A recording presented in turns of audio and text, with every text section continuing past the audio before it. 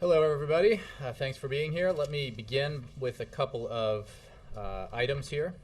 First, I have a readout of the President's call with Governor Brewer of Arizona earlier today, in which he expressed his concern for the citizens of Arizona who are dealing with multiple severe fires and to ensure that the governor has everything she needs. Beyond deploying liaisons to the Arizona Emergency Operations Center to help provide support to the state, FEMA has approved both of the requested fire management assistance grants to help respond, and the U.S. Forest Service has deployed more than 2,500 interagency firefighters to protect lives and property.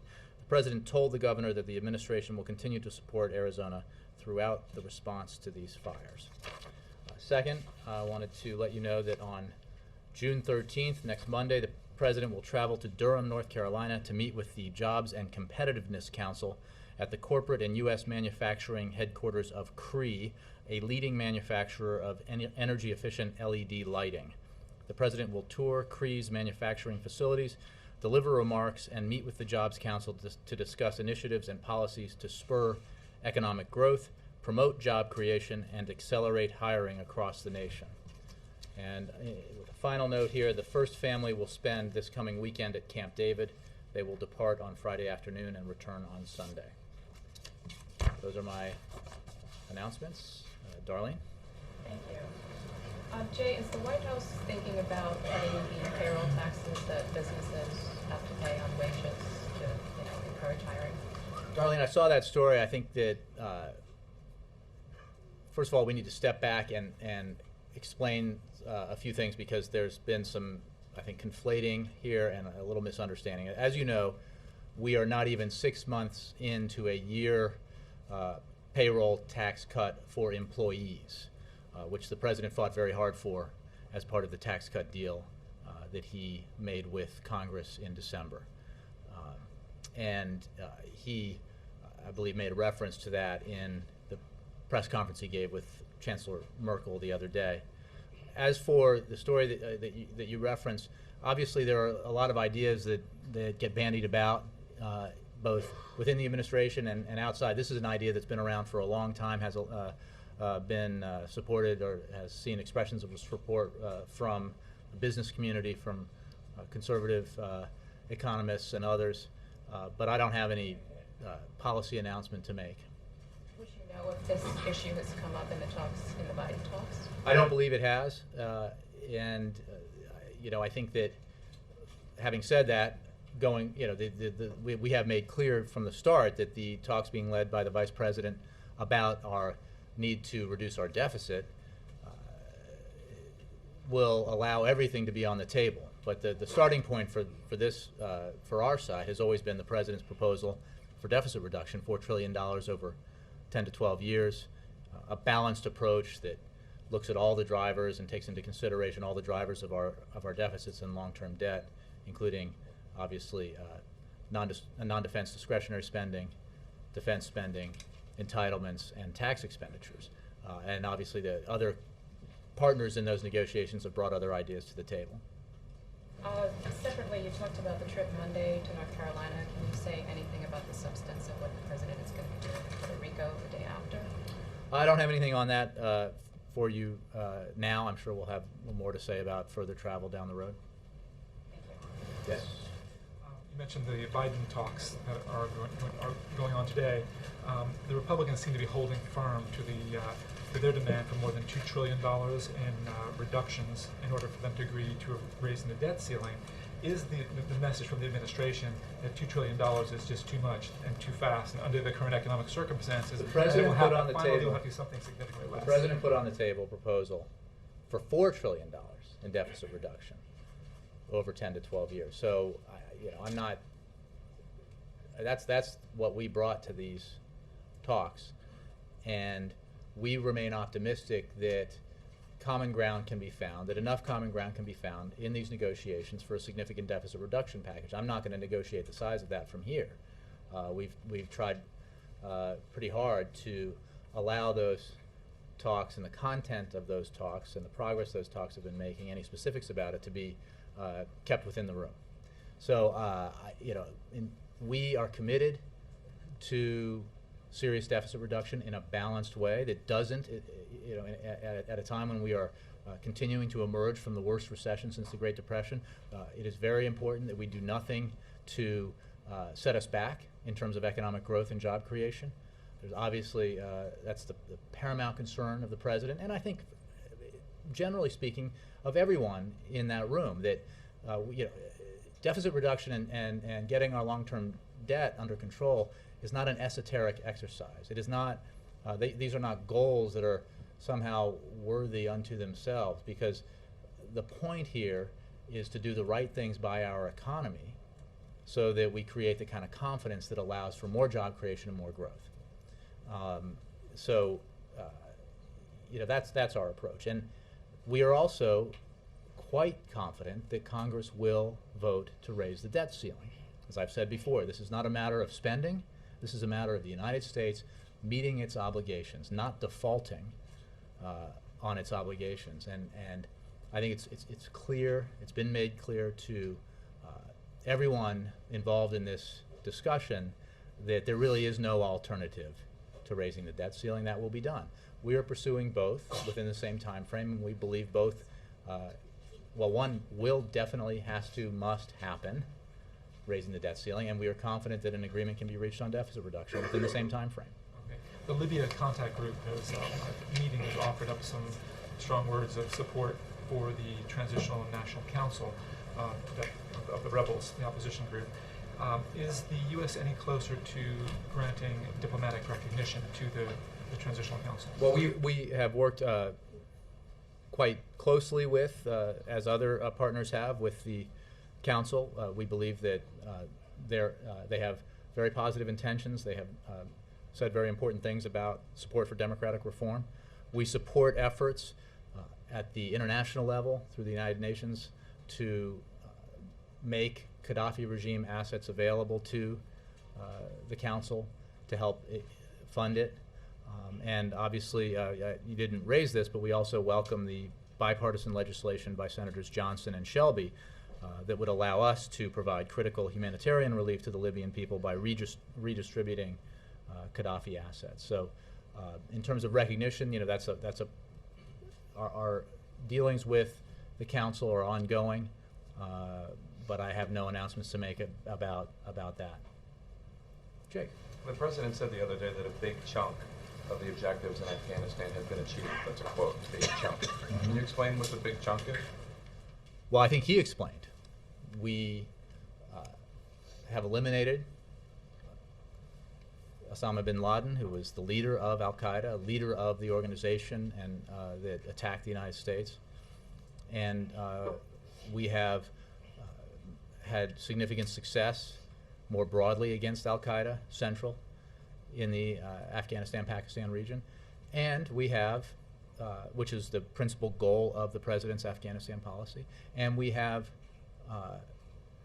halted the momentum that the Taliban had prior to the implementation of the president's strategy. So we have made significant progress towards achieving the goals that the president laid out, which is disrupt, dismantle, ultimately defeat al-Qaeda, and stabilize Afghanistan so that Afghans can take over security of their own country and prevent Afghanistan from becoming a haven for al-Qaeda and its adherents in the future. So I think that's a pretty detailed explanation of what he said. The Kerry report, the Senate Foreign Relations Committee report that you said that the administration did, or the White House did not agree with all of its conclusions.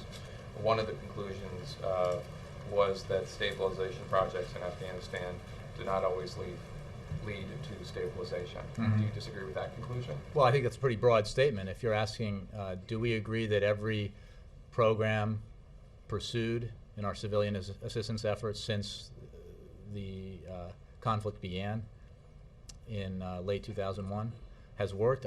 We certainly share the assessment that that has not been the case, but we think that the policy we have in place now and that we've been implementing for the past year and a half is having success, making progress. We have no illusions about how difficult it is and remains in Afghanistan. The challenges that Afghanistan faces as a country remain significant, but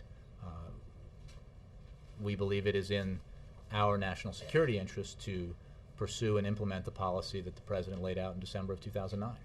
I guess there just seems to be a contradiction between every report I've read on progress in Afghanistan, including the White House's own AFPAC review, the declassified version that you share, and the idea that a big chunk of the objectives have been achieved in Afghanistan. You list a number of counterterrorism objectives that I'm not going to dispute, but in terms of counterinsurgency, which has been a key part of the mission, those appear to be flailing hopelessly. Well, I think we would disagree with that. We have acknowledged that that it's a challenge, but we've also said, we here at the White House and certainly our military commanders and civilian leaders in Afghanistan, that there has been progress in the effort to stabilize Afghanistan. Are we there? Fragile, I think, was the word that was used. And reversible. I'm quoting You're quoting our report, Yeah. and obviously we stand by that and agree with that. But that's but to say that we haven't reached all of our goals does not mean we haven't made progress towards them, because we believe we have. All right, lastly, could you explain why Michael Leiter is departing and what the ramifications are? Well, I would point out that he has been in that position through 2 administrations for 4 years, which is a significant period of time. He's offered tremendous service to both administrations and to his country, and I think we put out a statement about his departure, and we appreciate his service very much. So it's entirely his own decision? Yes, absolutely. Yes. Jay, the President's meeting today with President Bongo, how did he get the meeting? Did he do the asking, or was he invited by the White House? I'd have to check with you. Maybe I can get back to you on that. I think we discussed this yesterday about why this meeting is important to have for the President. And I know you did talk about it yesterday, but just, considering the context of this, a very poor nation, this is a family, you're familiar with their background, accused of corruption and using oil riches to finance a very lavish lifestyle. Considering that, why is the President comfortable meeting with it?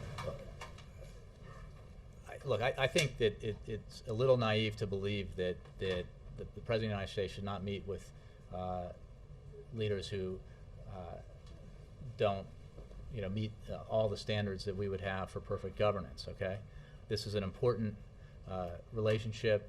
Gabon has made some very significant and courageous votes in the United Nations in support of objectives that the United States has, including dealing with Iran and Libya and Cote d'Ivoire, including with issues that have to do with human rights. President Bongo has made a number of reforms in Gabon, and Gabon is playing an increasingly important role, as I said, as a regional and global leader. This year's Human Rights Report tracks improvements in Gabon, and we will continue to push, as an administration and the President himself, for further progress on these issues. So I just think, given the role that Gabon has played, given the fact that it's now holding the presidency of the United States Security Council, it is in the U.S. interest for the President to have this meeting. Why the Oval Office? That's very Because that's much the President's office. Why only stills? A lot of times in the past we've been able to go in and Well, perhaps ask. sometimes- it gives some- the, it gives sometimes the we impression did- you don't get to ask a question and get it on the record and get it on TV. You know that how we do this differs depending on a visitor. This is not the first time we've had a visitor where it's stills only. Sometimes we have a full pool, sometimes we have statements, sometimes we have questions. So there's no mystery here or objective here besides the tightness of the President's schedule.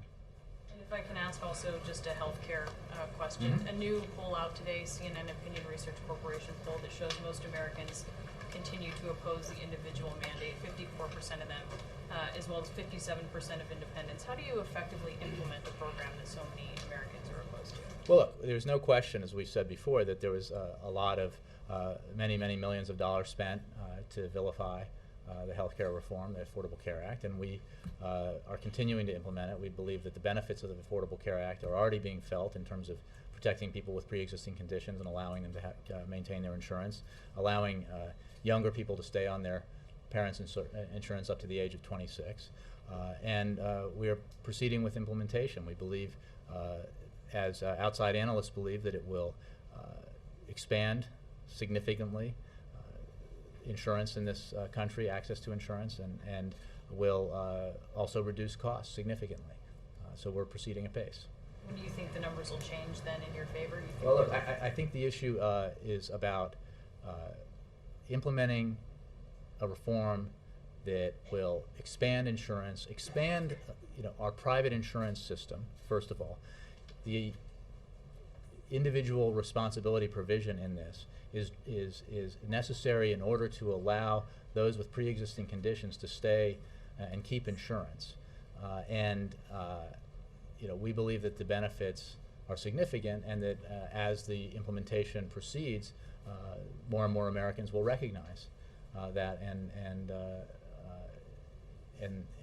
so that's why we continue to implement it. Yep. Hi, Dick. Thank you. Front page of the New York Times today had probably the most thorough analysis yet of Saudi Arabia basically pouring money into the economy to keep people just content enough, fat and happy enough that they're not out in the streets protesting. Does the president object to a country that has enough money basically using money to keep people from protesting in a country that has very little in the way of political rights, especially for women?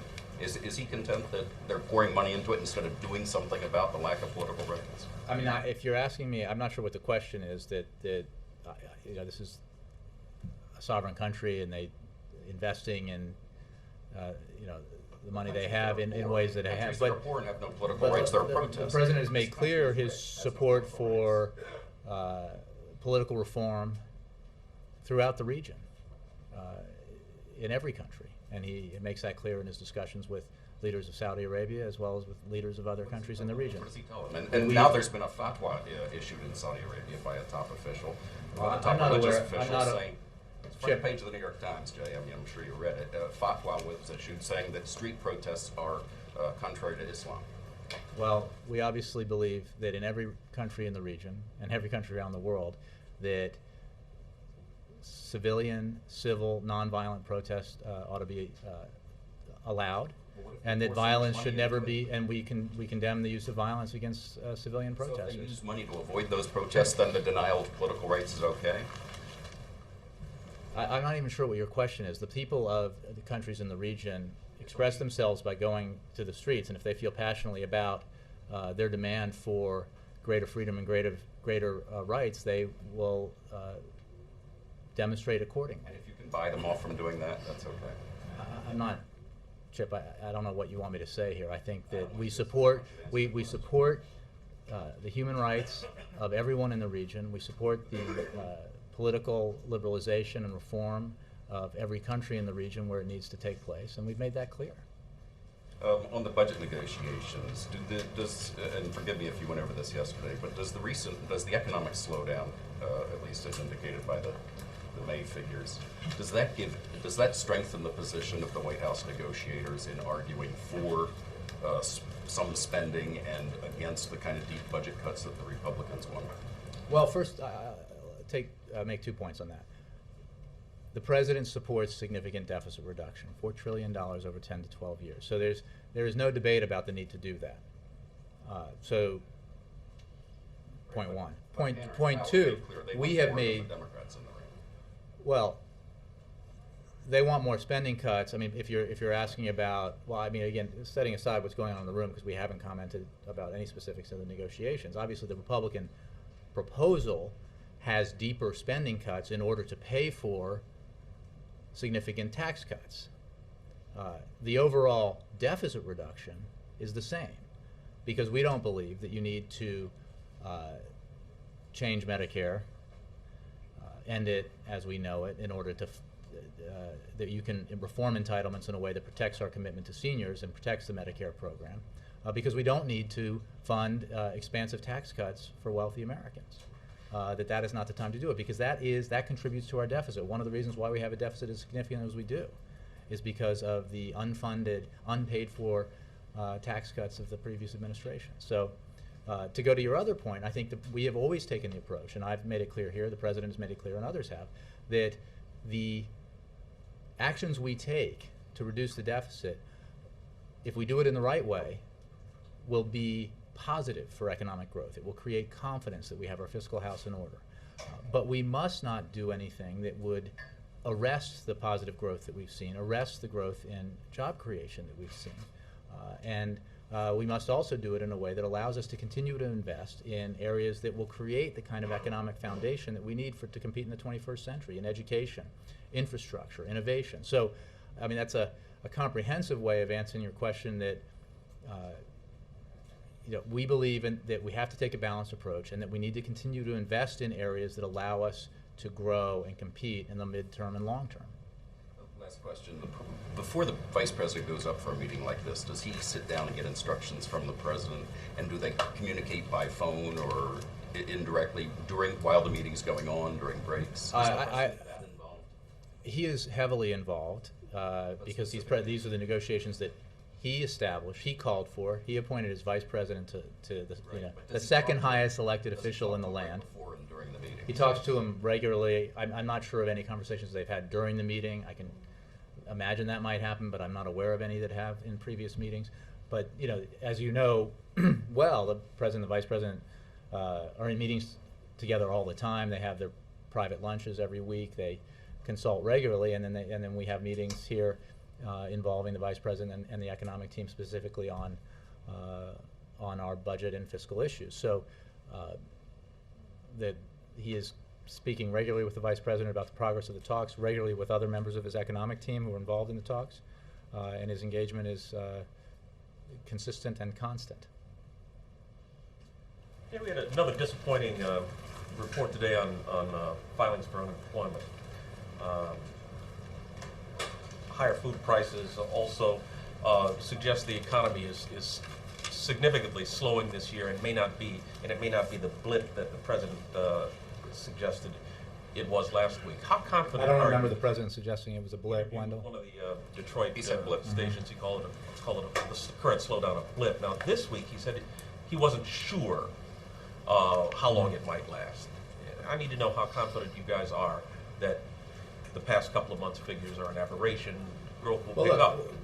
First of all, I think we've made clear, and the president has made clear, that we do not look at this, and I don't remember you guys asking us if Happy Days were here again after we had 3 straight months of highly significant private sector job growth that totaled 750,000 jobs in 3 months, and you didn't hear us claiming that because we take a long view around here. We believe the overall trend has been very positive. 15 straight months of private sector job growth, 2.1 million jobs, more than double the net job creation of the previous 10 years, I believe. So,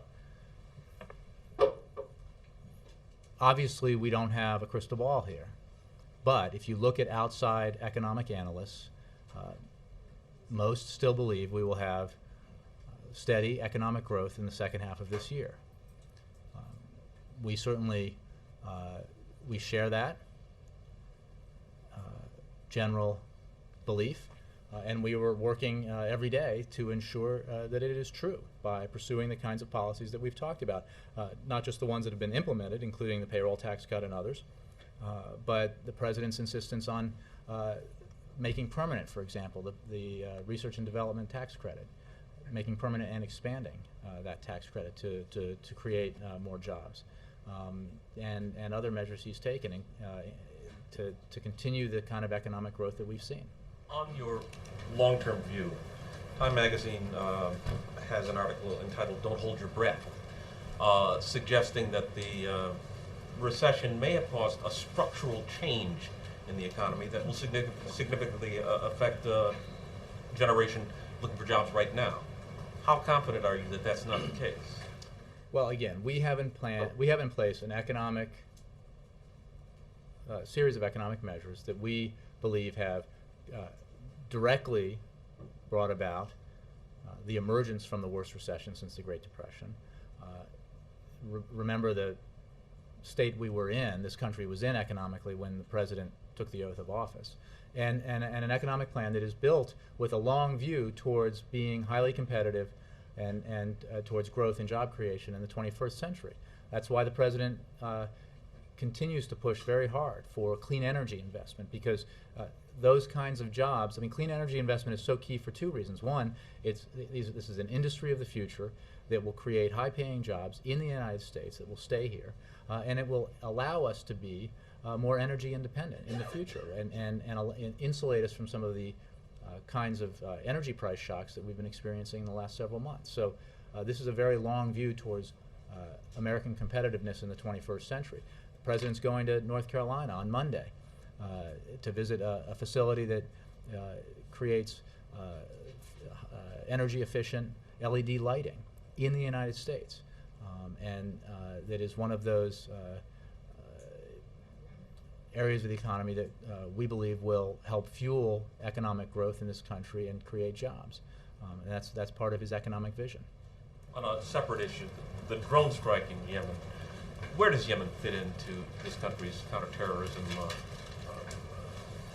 effort? But it's a very important part of our counterterrorism effort. We've made clear, we have not in any way been secretive about it. Al-Qaeda in the Arabian Peninsula is an important threat to the United States and to our interests around the world. And we have worked very closely with the Yemeni government to go after Al-Qaeda because of the threat that it represents. It's a serious issue. Jay, you say your long-term view is positive of the economy. Wendell cited some recent statistics that would sort of cast a cloud over that view. You say that many economists forecast growth for the coming quarters and the coming foreseeable future, but they're also downgrading or reducing their forecasts for growth in GDP. And you say that ideas are being bandied about, as well, including that payroll tax cut for employers, and other ideas are being bandied about. Don't you risk appear being too sanguine about the economy? Are there arrows left in your policy? Look, we are not remotely sanguine about the economy. This recession caused 8 million jobs to be lost. We have emerged and we have created more than 2.1 million. But we are still in a hole that we need to continue to dig out of, caused by this recession. That's why this president wakes up every morning thinking about what he can do to continue economic growth and expand it and to continue job creation in this country. But I don't want to leave the impression at all that we're sanguine. I was citing outside statistics that suggest that growth will continue this year and that job creation will continue. But we take nothing for granted. That's why the president is pursuing the deficit reduction budget talks so aggressively, why he says that it's important to reach compromise and find common ground to get that done, because that can be a very positive development if we reach an agreement for our economy, if it's done right, and why he has proposed other measures, including some of the ones that I talked about in terms of creating clean energy jobs by making the research and development tax credit permanent and expanding it. Providing tax credits for electric vehicles, increasing exports through our free trade agreements with Panama, South Korea, and Colombia that will support tens of thousands of jobs in this country. And then obviously his infrastructure plan that he supports, improving our roads, rails, and runways, which is again a twofer, kind of like investing in clean energy, right? That if you invest in infrastructure, that in and of itself is a job creator in the near term. But creating the kind of infrastructure foundation we need for the 21st century allows us to be more competitive globally. So these are, he is not resting at all, and we are not the least bit sanguine. Okay, change the subject. Iraq. The president has said in a number of speeches, including political speeches and fundraisers, to much applause, that he has led a policy that will lead to the withdrawal of American troops from Iraq this year. Today, his nominee to be the Secretary of Defense says that he has, quote, every confidence that Iraq will, in fact, ask for troops to stay there.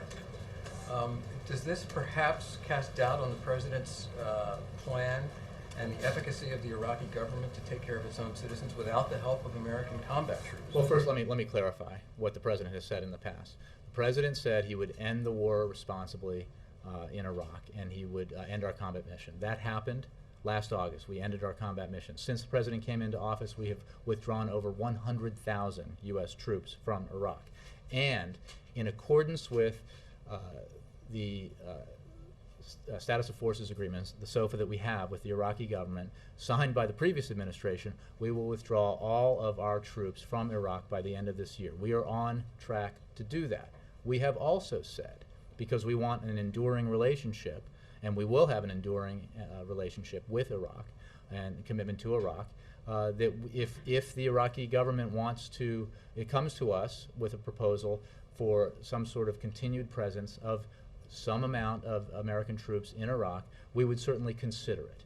But that has not happened, and we are on track to withdraw our forces by the end of the year. Obviously, if they come to us, and we consult with the Iraqi government all the time, we will consider that. But we have made no decision to maintain U.S. forces in Iraq.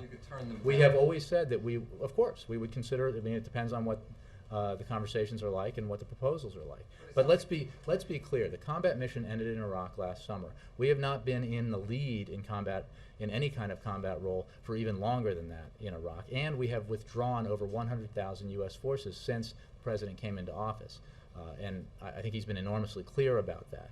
We have also been clear that we need to, and we will continue, a significant relationship with Iraq as a partner in the region, and that will largely be civilian. We have a large presence, civilian presence there already, and we, I think, announced opening some consulates there. You know, we have an important relationship with Iraq.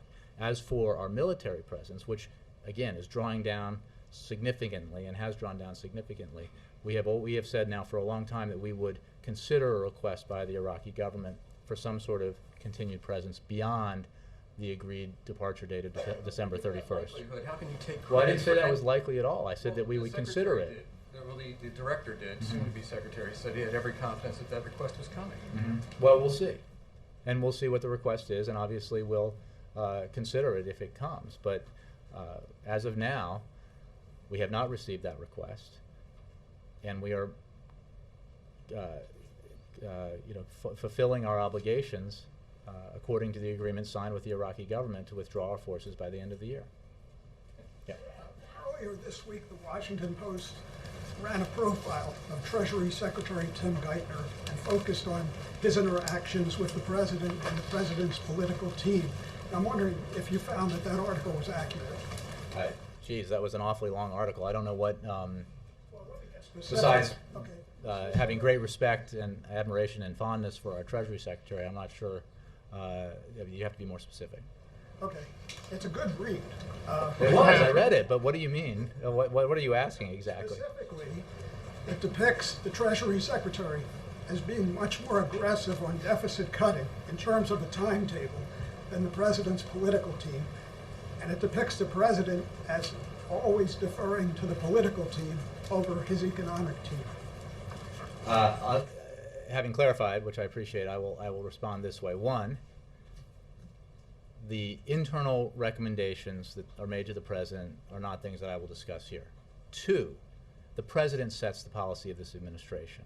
Three, the president is extremely committed to deficit reduction, and I think that has been proven again and again, most recently by the continuing resolution negotiation that averted a government shutdown earlier this year with Republicans that cut the deficit significantly in this fiscal year, by the Affordable Care Act, which is a long-term deficit reducer of substantial size, and by the plan that he outlined at George Washington University, which commits him to $4 trillion in deficit reduction over 10 to 12 years.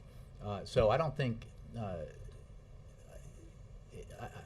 I don't think the president could be any more clear about his commitment to responsible deficit reduction as part of an overall economic approach that grows the economy and creates jobs. And secondly, just a clarification, when you talk about the president's long-term vision for the economy and industries that in the future will create jobs, I mean, what kind of message does that take to the kids getting out of college today that can't find any jobs anywhere? I mean, do they wait? Are they supposed to be patient and wait? No, we are doing everything we can today to help this economy grow, to spur private sector investment and hiring. I'm sure you're aware of the fact that the president has cut taxes for small businesses 17 times since he took office. Why? Because because small businesses are the engine of economic growth in this country, and they're the place where most Americans will find work as small businesses expand. So the fact that he has a long vision about where this country needs to go economically and how we should position ourselves for the 21st century, I think is a commendable thing. He is also very focused on the short term, as he was when he came into office and encountered the largest deficits we've ever seen and the worst recession we've seen since the 1930s, where he took immediate action to deal with an immediate problem. Yes, Mark. Jay, if Gabon was not president of the UN Security Council, would the president be meeting with President Bongo today? Look, that's a hypothetical. I don't know. The fact is, I think I've made clear that we understand concerns about corruption. We believe that President Bongo has made a number of steps towards positive reforms in that country, which we support. Human Rights Report tracks improvements in Gabon, which we also think are a good thing. And they have been a strong partner on human rights issues at the UN Security Council and Human Rights Council, particularly on Cote d'Ivoire and Libya. So for those reasons, including the one that you mentioned, this meeting was worth having. All right, and you said it's no mystery why some meetings are open, some are not. It actually is a mystery to me. No, I guess what I meant was that there is, I probably reversed my language there, is that different meetings, it's usually driven by how much time the president has in his schedule. And when it's extremely tight, we do less. And when we have more time, we do more. But he's meeting in the Oval Office. There's going to be a photograph. There's a pool spray. So in that sense, there is no mystery here about this meeting. Yes. Who gets to pick the fourth on the foursome on the golf? Is that Boehner, the Are president? you available? I'm a lousy golfer now. I'm available. I mean, Well, protocol we question. could probably have a lottery. I believe that if the vice president's playing with the president, then the speaker will pick the fourth. And then today the report's due, the Jeff Zients report on reorganization. Has the president seen the report? I don't have any updates on that. Obviously, there's a lot of work happening in that arena, but I don't have any updates in terms of the president's decision-making process on that. Anything in terms of timeline on? Nothing new. Thanks, Jay. I know that no decision has been made on the troop drawdown from Afghanistan yet, but the president and today Panetta said it will be significant. Gates just said it will be modest. Where's the overlap between those two descriptions? Significantly modest or modestly significant, perhaps? Help us understand. This is the president's decision. And I think it's important, again, to step back and look at the fact that the president has been leading monthly meetings on his AFPAC policy in the Situation Room with all his national security principals, commanders out in the field since December of 2009. So this is not, while he will announce soon, as he said, his decision about the pace and slope, size, pace, slope of the drawdown that begins in July 2011 as prescribed in his policy. This is not something he's suddenly turning to now. He has been engaged and focused on this for on a regular basis and has meetings, monthly meetings that he chairs in the Situation Room, weekly meetings with Secretary Gates and Secretary Clinton, regular meetings with obviously other national security principals and national security staff. So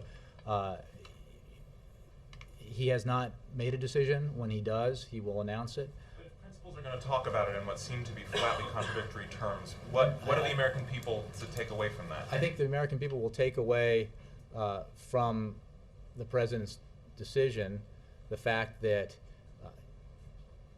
he says what he will do and he does what he says he'll do. And that is, back in December of 2009, as part of the policy and approach and strategy that he laid out for Afghanistan, he said that we would, after ramping up our troop presence in Afghanistan, adding another 30,000 troops, in addition to the troops he had added before, that we would begin a transition and we would begin to draw down our troops. And that the size and pace of the drawdown would depend on conditions on the ground. We are now at that point, but this is a milestone in the implementation of a policy that's been in place since December of 2009. And I think what Americans will take away from the announcement is the policy is on track. The president is doing what he said he would do. He has very clear objectives in Afghanistan and in the AfPak region, which is to disrupt, dismantle, and ultimately defeat al-Qaeda, to halt the Taliban's momentum in order to stabilize Afghanistan so that it does not again become a haven for al-Qaeda. And those, there has been great progress towards those objectives. But this is a policy. Remember that, as articulated by NATO in Lisbon, that the transition to Afghan lead continues through 2014, at which point Afghans will have full lead over security. That transition process, therefore, will take place over a fair amount of time. Scott. Thanks, Jay. Senator Kerry, since Osama bin Laden's killing, has said a couple of things about the policy. Right after his death, $10 billion a month is entirely too much to be spending on this. Yesterday, the report came out very critical of the aid part of it. And he used the opportunity of Ambassador Crocker's hearing yesterday to again say the whole policy, strategy, in the terms we're using, needs to be rethought. What would you say to that? Well, I have not read the transcript or focused in detail on what Senator Kerry said yesterday, if that's in the Crocker hearing. The president obviously is very mindful of how we use our resources and setting priorities for how we use our resources. The president made very clear when he announced his strategy in Afghanistan in December of 2009 what the objectives were, what they were not, and his time frame for surging troops and beginning to draw down troops, and the benchmarks for that needed to be met as we transferred security lead over to the Afghans bit by bit. The fact is that we believe we are making progress. This is obviously a tough situation. Afghanistan is faces a lot of challenges as a country. But as the president said the other day, we have achieved some important goals, including eliminating Osama bin Laden, including the success we've had against al-Qaeda in the region, including halting the Taliban's momentum. And so he will, when he announces the decision he makes in terms of the drawdown, I'm sure he will also put it in the context of the implementation of the strategy he put in place in December 2009. Helene? No? Yes, sir. Thank you, Jay. Many of the Republican House members who met with the president here on June the 1st came out with glowing comments about the meeting, and there were two questions I had about it based on my conversations with the lawmakers. One, did the president, in his exchange with Congressman Ryan, offer the administration's own plan on Medicare reform, and does it have a plan? He did not offer a plan on Medicare reform in that meeting, no. I think we've made clear what the president's plan on Medicare reform is. It's part of his proposal for his 10 to 12-year budget deficit reduction plan over $4 trillion. So we have, there are reforms to entitlements, including Medicare, in the Affordable Care Act. There are more reforms that strengthen and improve Medicare in the proposal he's put forward for his long-term deficit reduction plan. Right. And the other question I had was, at one point in the meeting, sources said, Congresswoman Shelley Moore Capito of West Virginia made a case for medical liability reform and said to the president, try it, I think you'll like it. He is quoted as saying, I'm in, I'm for it. Is that accurate? Does he Well, favor I'm not going to comment on, exchanges or word-for-word quotations. I think the president has articulated a position on that in the past, and I think it remains, but I don't have a comment on that exchange. So he favors medical liability Well, I think reform. he has laid out what he favors in that arena in the past. Jay, can I just ask you real quick No, what you I'm meant by going to jump around, Keith, if I could. I've been calling on you a lot lately, and I'll get back to you. Yeah. Briefly on the deficit talks today, is there a way to quantify whether they've reached a halfway point or how many $1 trillion out of the $4 that the president has proposed over 10 to 12 years? Has the president given a quantitative assessment of how the talks are going? Well, I think he's given a very detailed assessment of how the talks are going. And I'm sure that numbers are discussed. I know that numbers are discussed in the assessments that he's given, but they won't be discussed from here by me. Does the Vice President bring in some of those balancing elements that the President talks about, where it's not actually deficit cutting, but it's spending that he feels is productive? Are there spending items on the table as well that the President's introducing, or revenue? Absolutely. We have made clear that everything is on the table, that our approach, as outlined by the President in his speech at George Washington University, includes spending cuts to non-defense discretionary spending. It includes savings in defense spending. It includes savings out of the tax code, as well as savings out of entitlements. It also includes, again, deficit reduction is not a grand goal in and of itself. It serves a purpose here, which is to get our priorities in order and our fiscal house in order, precisely so we can do the things we need to do to ensure that the economy grows and to ensure that we create jobs so that every American who's looking for a job can find one. And that includes, as part of setting your priorities, cutting where you can, spending where you must. It includes investing in things like education, innovation, and infrastructure so that we can build the platform we need to build so that we can compete in the 21st century and win the future. Haven't done that in a while. Mr. Collinson. Does the US government have any information to corroborate the claims by Syrian refugees in Turkey that Iranian troops have been actively firing on Syrian protests? I don't have anything I can say from here about that.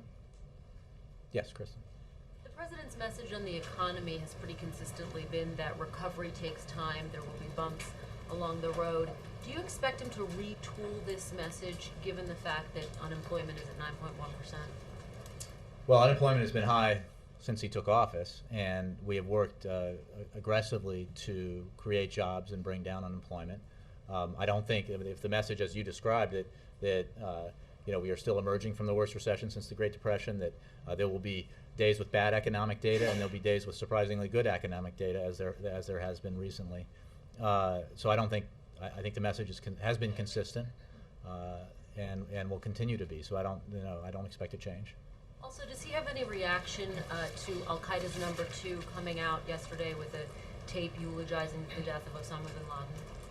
I haven't discussed that with him, but I think it is a reminder that while we successfully eliminated Osama bin Laden, the Al Qaeda threat continues, and we take that very seriously, and obviously remain highly vigilant in our efforts to combat terrorism and terrorists around the globe. Macarena? Yeah. Yes, the Alabama immigration law that has been signed today is much harsher in some respects than Arizona.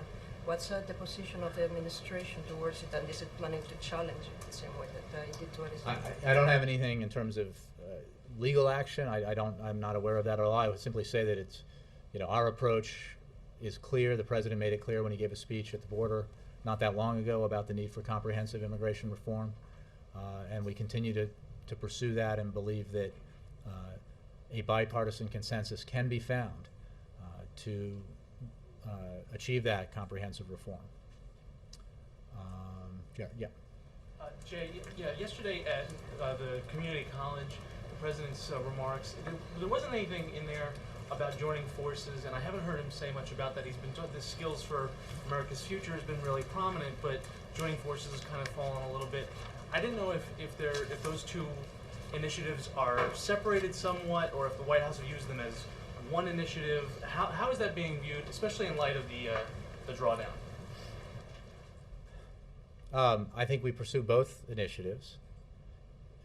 I think he was highlighting specifically the program that allows bringing together manufacturers and those who are getting training through community colleges yesterday. So I think we're pursuing both and think both are very important.